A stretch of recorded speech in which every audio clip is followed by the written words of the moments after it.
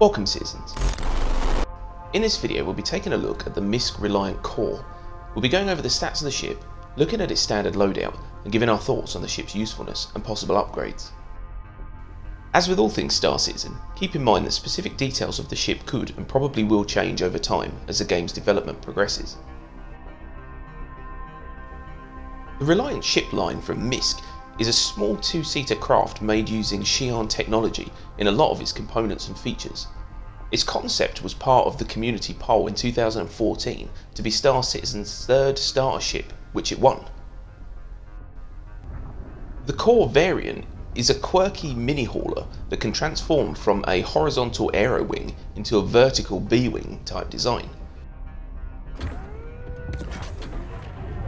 Currently, the ship transformation is locked into the landing gear state, but this should become a pilot-controlled state when the functionality is added into the game.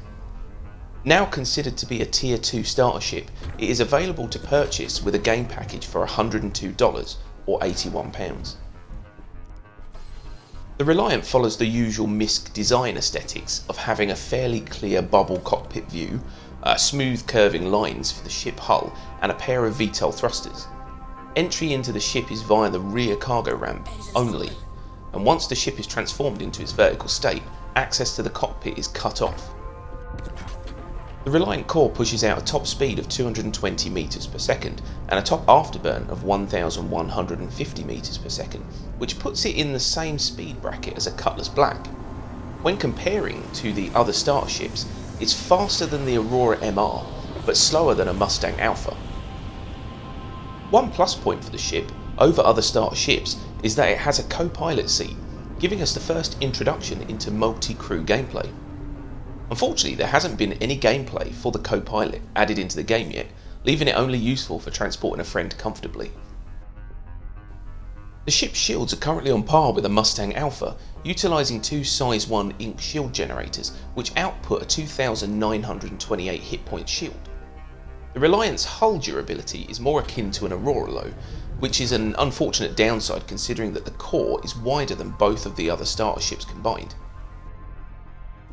The Reliant's other systems comprise of a Size 1 Powerbolt power plant, two Size 1 blast chill coolers, two Size 1 fuel intakes, a Size 1 rush quantum drive and two Size 1 fuel tanks. The Kore's cargo capacity was originally a measly 4 SCU, but the ship recently received an update to its rear compartment that increased its cargo area to 6 SCU.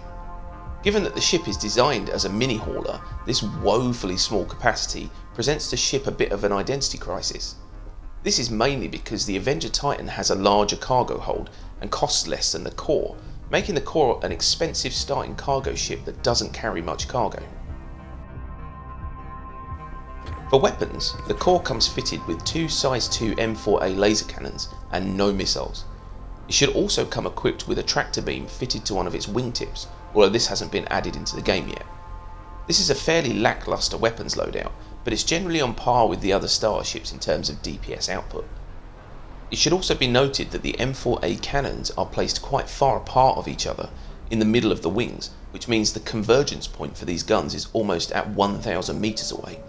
While this isn't really noticeable during a dogfight, it can become very noticeable when attempting to shoot small ground targets, causing a lot of shots to miss. In the past, it was possible to equip a Size 3 weapon onto one of the wingtip hardpoints, but this is no longer possible as the hardpoint has been switched to a utility slot only, giving the Kore two utility hardpoints. These two utility hardpoints can become the Kore's saving grace. If pilots are able to equip useful utility options when they get added into the game, like a mining laser or a salvage rig, the Reliant Kore could quickly become the most versatile multi-role ship in the game.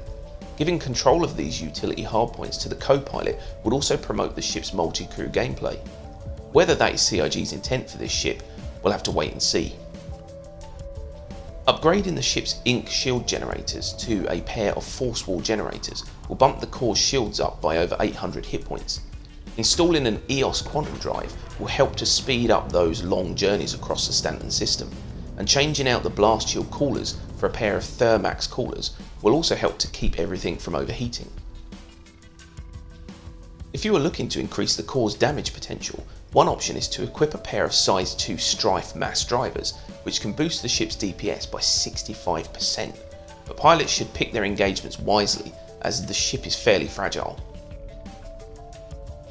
For now, the core is in a very odd position of not being able to do its intended role very well, and also being more expensive than arguably better ships.